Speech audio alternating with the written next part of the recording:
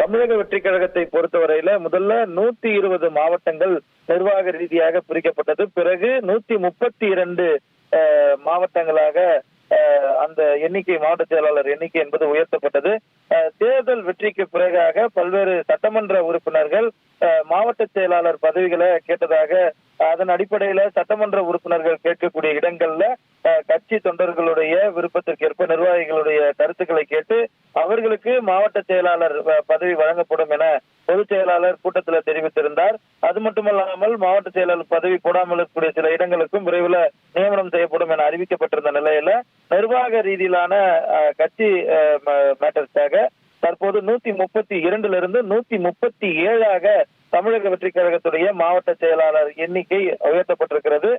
குறிப்பாக காஞ்சிபுரம் தெற்கு மாவட்டம், திருநெல்வேலி தென்கிழக்கு மாவட்டம், திருநெல்வேலி மத்திய மாவட்டம், திருநெல்வேலி வடக்கு மாவட்டம், திருவண்ணாமலை வடமேற்கு மாவட்டம் என மொத்தம் 5 புதிய மாவட்ட செயலாளர்கள் அறிவிக்கப்பட்டிருக்கின்றனர். இதுல 4 பேர் நடப்பு தேர்தலில் நின்று வெற்றி பெற்ற சட்டமன்ற உறுப்பினர்கள்.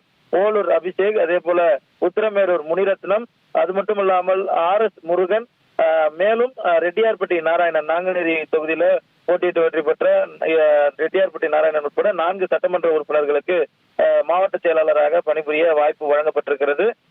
ரெட்டியார்பட்டி நாராயணன், RS முருகன் ஆகியோர் அதிமுகவிலிருந்து வந்து தமிழக வெற்றி கழகத்துல இணைந்தவர்கள் என்பது குறிப்பிடத்தக்கது. வெற்றிக்கு பிறகாக சட்டமன்ற உறுப்பினர்கள் வைத்த கோரிக்கைக்கு ஏற்ப இந்த மாவட்ட செயலாளர்கள் பதவி என்பது வழங்கப்பட்டிருக்கிறது.